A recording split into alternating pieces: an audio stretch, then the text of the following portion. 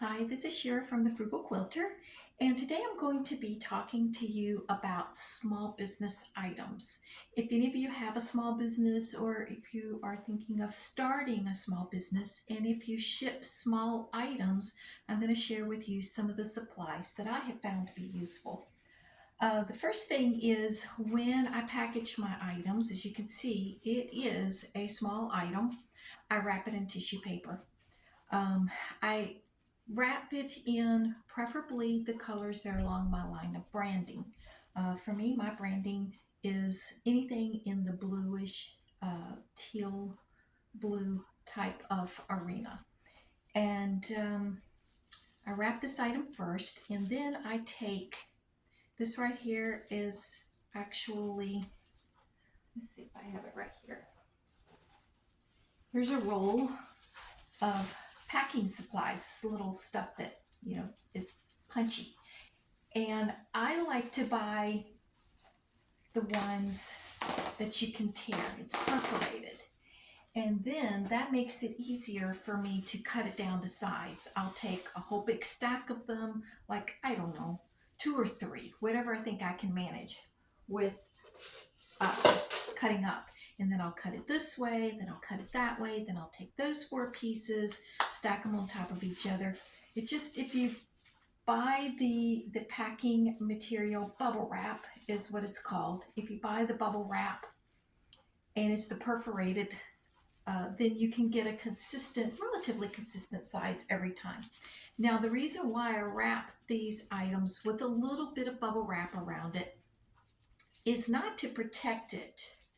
The envelope is going to be what's going to protect it. The reason why I do it is because this is such a small item. It's got to be over 1/4 of an inch in thickness to be able to qualify for the most economical way of packaging it and shipping it. Shipping it with tracking, that is, because I do want tracking on all of my packages.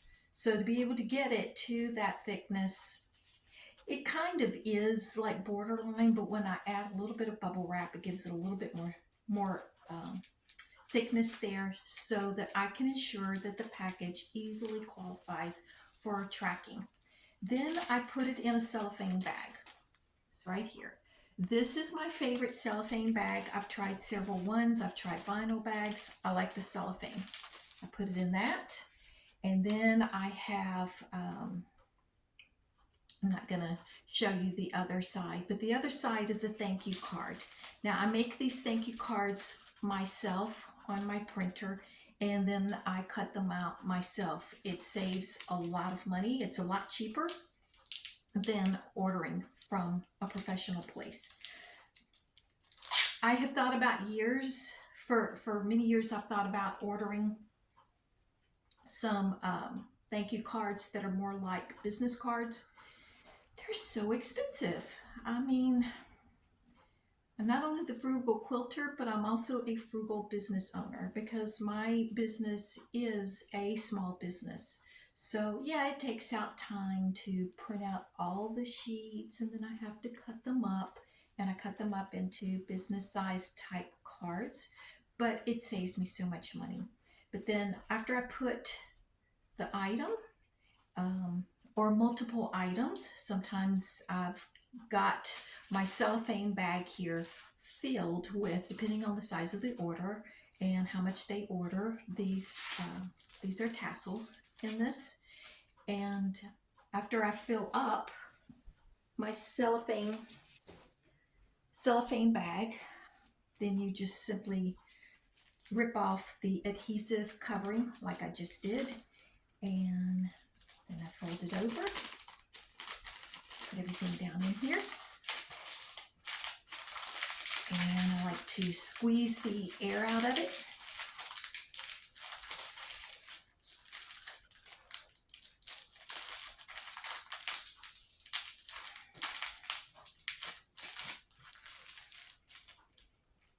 And then use tape.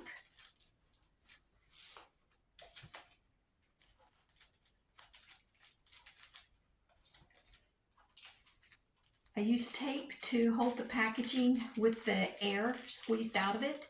And then that way it holds the tassels. They're more apt to stay straight and not shift around in packaging, so that when it arrives to the customer, it's a nice product and it is less likely to get marred in the process. Then I put it in this envelope here that is lined with a bubble wrap type of lining here. And these are economical envelopes. That is again in line with my branding, which is bluish. Put it in there, pull off the strip, put that in the trash, and seal it. Now I'm really quite, I go overboard when it comes to packaging. I go overboard with securing it. This right here is just economical tape for packing.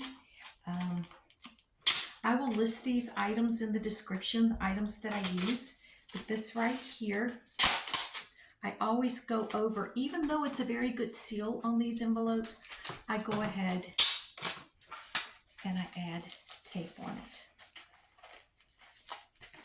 Now to cut the tape, I know some people, they use, there are gadgets that you can buy to add, put your packing tape into, and you can pull it out and cut it that way. I struggle with it. I don't know. Maybe it's just me. Maybe I haven't bought the right one.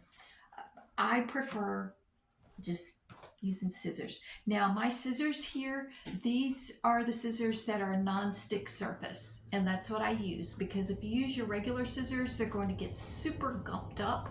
But this right here, these are Fiskars titanium non-stick, and I really don't use these for anything except for packing tape, and it doesn't stick and works well for me. Then after my package is packaged, then I print out my shipping label.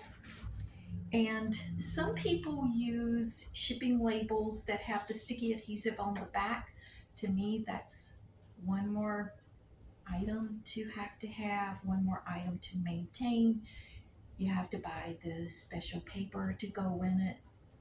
I like things simple. I not only like things frugal, but I like things simple.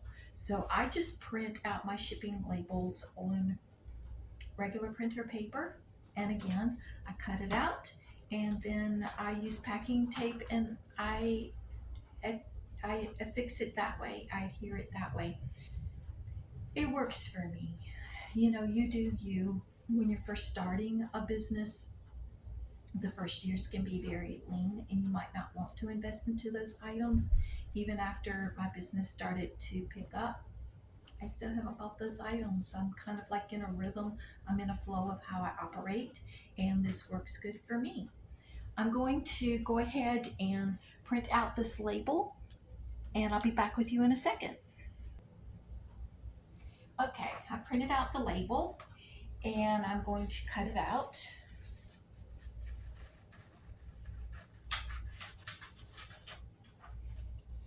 Save this, and I cut it up and I use it for notes. And I know some people might think this is unnecessary, cutting out the shipping label like this. Just go ahead and just get one of the shipping label printers and just do that, and that's fine. You do you. This is just what I do. I put it on there, and I put my first piece on to hold it in place.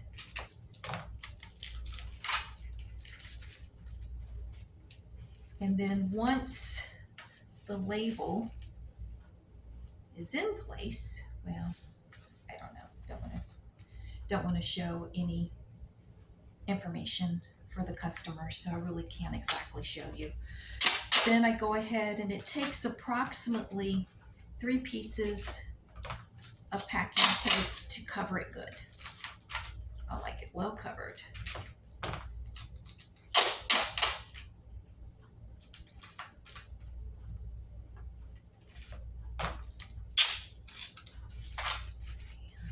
And I take that, whatever that end, and do the same thing. So whatever that end. I like to get out the air bubbles. I want to make sure the tape is on there really good. This particular package is going to Coppell, Texas. So I want to make sure it's good for the haul. And then I do so on the other end. This is the back side. And that's it. So that's just a small glimpse of how I package up small packaging. My packages are usually that size. Even when I have larger orders, I can put quite a few tassels in there. If I have a super large order, then I just simply use larger envelopes. And I don't have any problems with my packages getting to their destination safely. I've never had one torn up. I've never had anything arrive damaged. And so that's what works for me in my small business. I hope this is helpful to you guys. Thanks for watching. Bye bye.